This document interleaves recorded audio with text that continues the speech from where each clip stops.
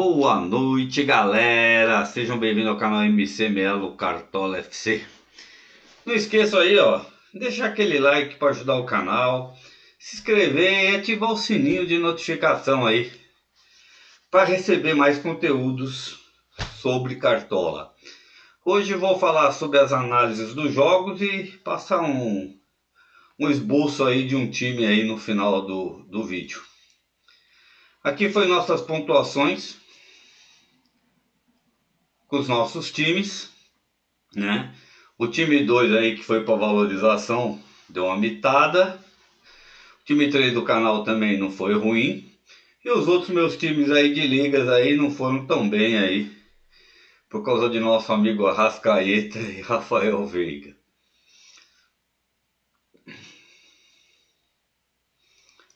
Aqui, né, os times do canal, como sempre aí da sétima rodada.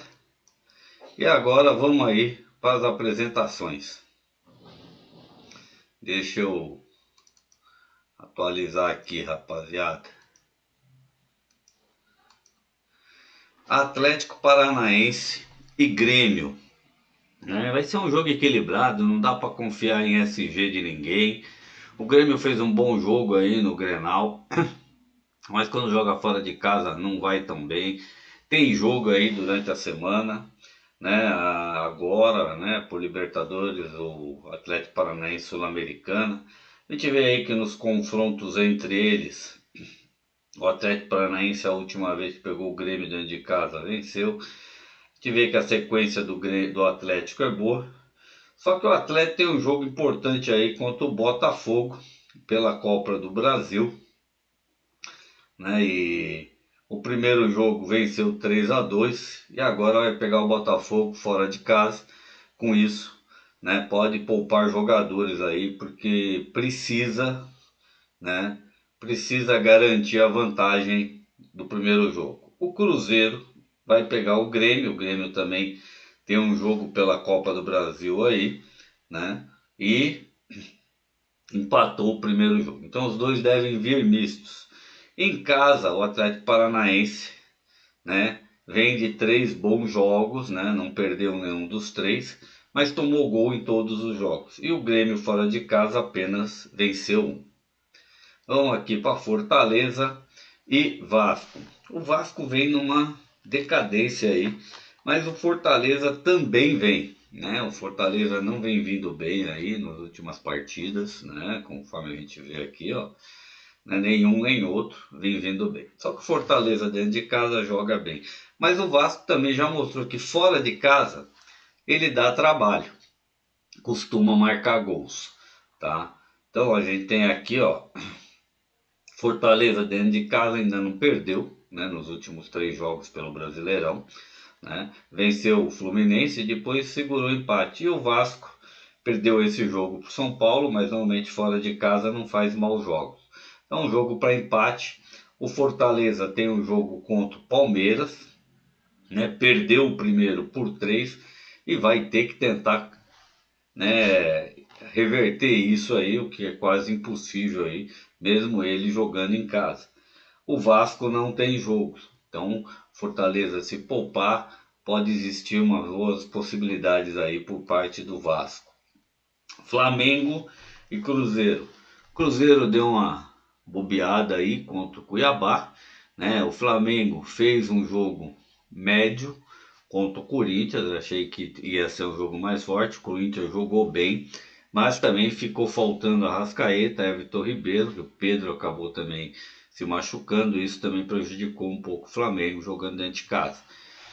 Vai ser um jogo difícil para o Flamengo, né? Que o Cruzeiro não costuma jogar mal, mas aí a vantagem do Flamengo em relação ao Cruzeiro. A gente vê aqui que o Flamengo vem melhorando aí com o São Paulo e tem feito os melhores jogos, né?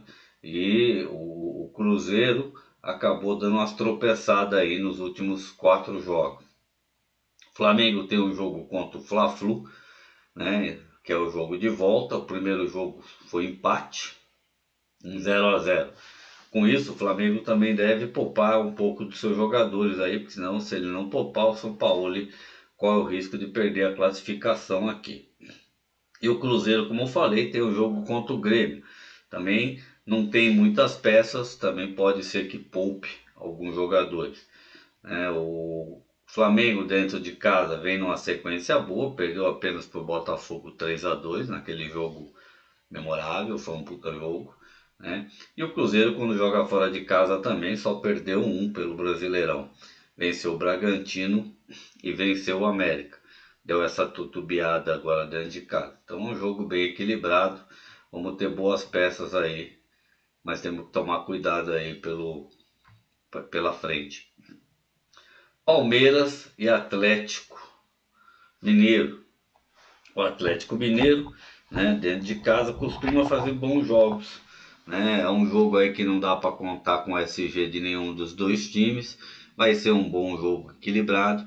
Palmeiras fez um jogo mais ou menos com o Santos fora de casa, poupou um pouco dos seus jogadores. Tem jogo aí pela Libertadores. Então vai ser um jogo que as peças tem que se tomar cuidado aí em matéria de pontuação. Os dois times vêm bem, o Cruzeiro, o Atlético perdeu apenas um jogo aí nos últimos 9 jogos, e o Palmeiras ainda não perdeu nenhum jogo. O Atlético tem um jogo hoje contra o Atlético Paranaense, importante para ele, e o Palmeiras está jogando fora. Então também vai vir com um time já um pouco mais cansado. Depois o Atlético tem o Corinthians, onde ele já leva a vantagem do primeiro jogo com a vitória de 2-0. E o Palmeiras, a mesma coisa em relação ao Fortaleza. Venceu o Fortaleza por 3. Então, pensando no próximo jogo, não precisa poupar. Pode ser que venha com seu time completo. O Atlético dentro de casa, pelo Brasileirão, perdeu apenas um jogo. E o Palmeiras empatou 2 e venceu o Goiás. Então, empatou com o Santos e empatou com o Vasco. Então é um jogo que pode ter gols para ambas as partes, tanto por parte do Palmeiras como por parte do Atlético. Cuiabá e Curitiba. Cuiabá tomou um fôlego com essa vitória, e o Curitiba ainda continua naquela situação delicada na zona de rebaixamento. Cuiabá em casa já faz um jogo bom, com a volta do técnico, do Antônio. Ele deu uma melhorada de novo na defesa, vai continuar jogando daquela forma, se segurando e tentando os contra-ataques aí com o Daverson, Cafu e Sobral ali. Esses são a ponta de contra-ataque normalmente no segundo tempo. O Pita também entra para dar um pouco mais de velocidade. De repente, Cuiabá e Curitiba pode até ser jogo para quem não tem muita cartoleta de apostar em alguns jogadores aí do Cuiabá, mesmo também por parte do Curitiba, o Bruno e o Natanael também não é má ideia. O Curitiba vem numa ascensão muito ruim e o Cuiabá não faz diferente. Em casa, empatou um jogo e perdeu 2. E o Curitiba fora de casa perdeu e tudo perdeu com muitos gols. Então é um jogo assim para quem não tem cartoleta e quiser fazer uma aposta diferente aí no Cuiabá. São Paulo e Goiás. São Paulo, dentro do Morumbi, está muito forte. Dorival conseguiu ajeitar o time. Não costuma perder quando joga dentro de casa. O Goiás fora de casa não vem bem, mas é um time encardido que sempre acaba fazendo alguns golzinhos aí. Então, falar assim que a chance de SZ existe por parte do São Paulo, sim, existe. Mas é aquele SG entre aspas, que a sorte que o Rafael. Se o Arboleda voltar, pode ser que ainda tenha melhor demais essa chance. Não vejo o Goiás, e o Goiás tem um jogo importante aí também. Hoje o Goiás joga com o Universitário e o São Paulo com o Porto Cabelo. Acho que é hoje. Hoje. Os dois jogam hoje. E o São Paulo tem um jogo contra o Sport, mas já levou a vantagem no jogo de ida. Agora no jogo de volta ele está mais tranquilo. E o Goiás tem o Paysandu pela Copa Verde. Então o Goiás também tem desfalques aí no seu time e o São Paulo, se eu não me engano, não tem ninguém aí desfalcado aí para essa rodada. Vejo o São Paulo uma grande vantagem, dependendo dos times que vêm jogar. São Paulo ó, tem jogado muito bem, né? Acabou tomando 2 gols contra o Vasco, mas reagiu no segundo tempo. Mas tem segurado o SG em casa, então a chance de SG é grande.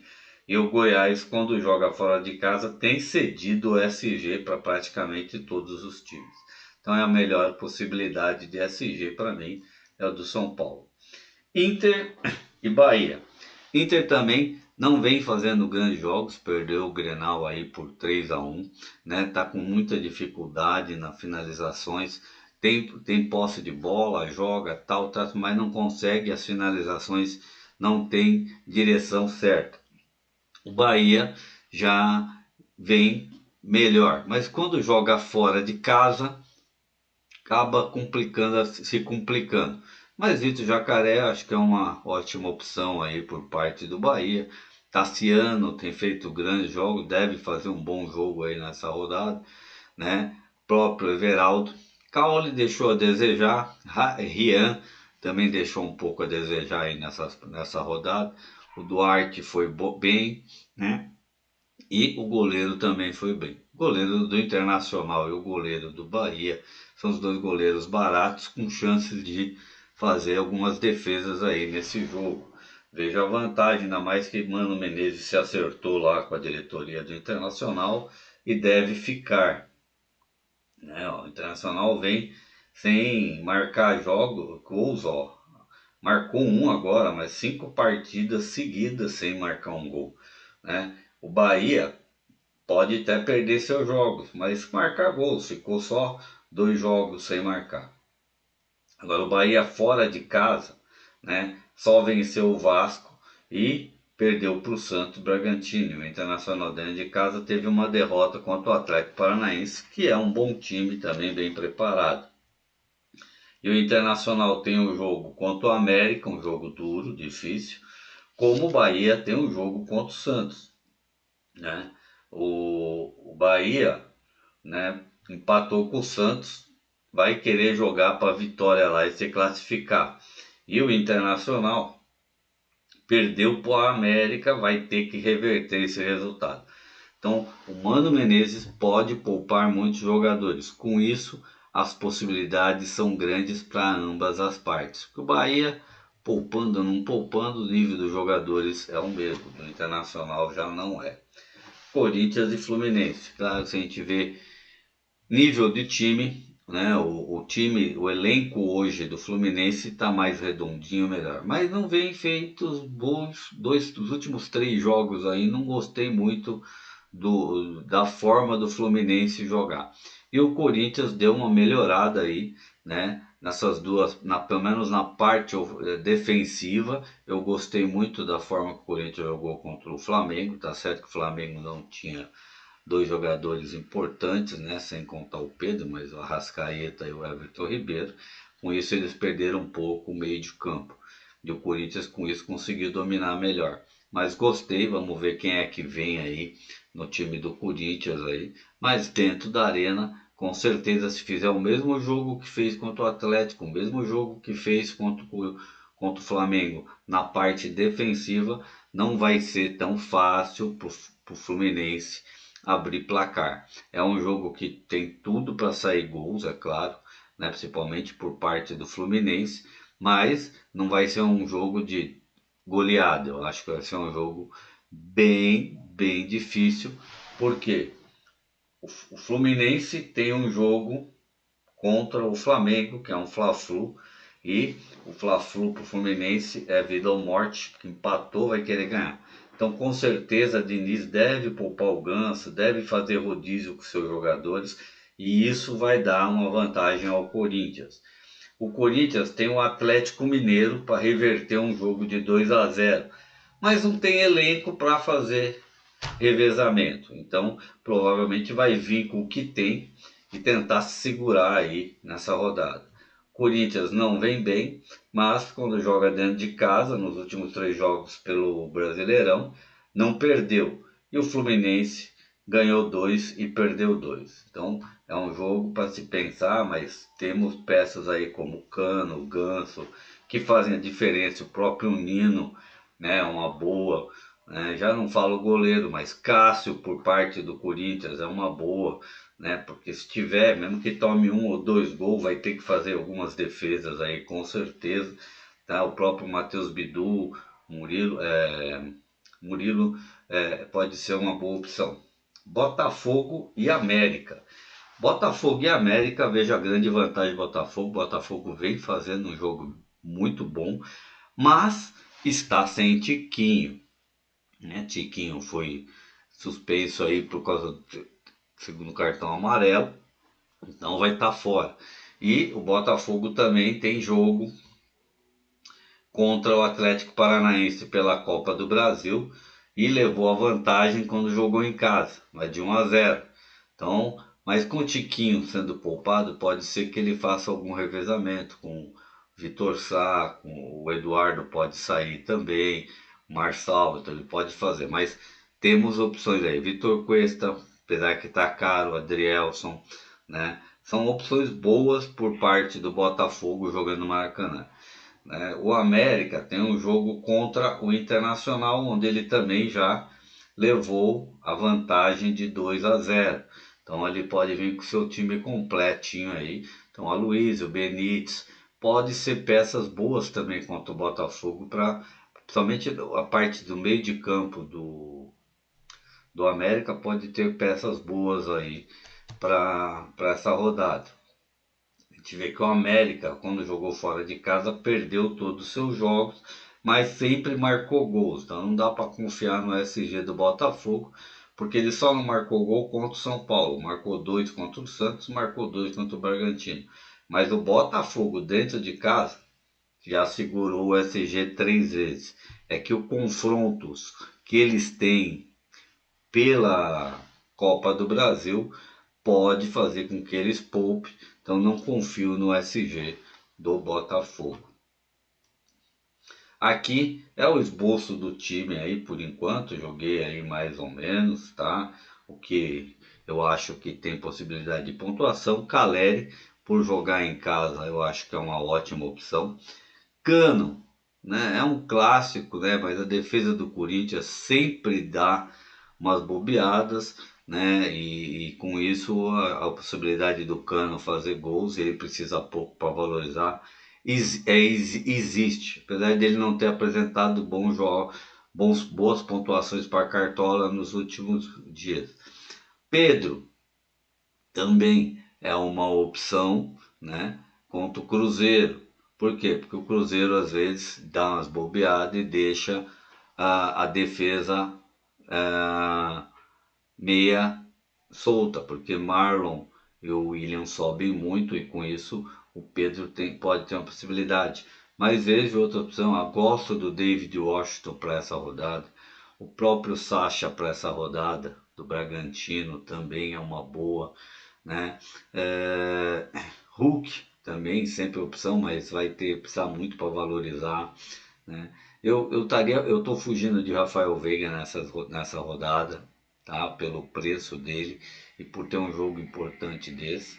Então eu entrei com Alan Patrick do Internacional, mesmo com a dificuldade. Alan Patrick sempre dá finalização, desarma, é o homem de algumas bolas paradas. Gosto mais do Maurício, mas o Alan Patrick acho que nessa rodada contra o Bahia pode ser uma opção muito boa de meio de campo.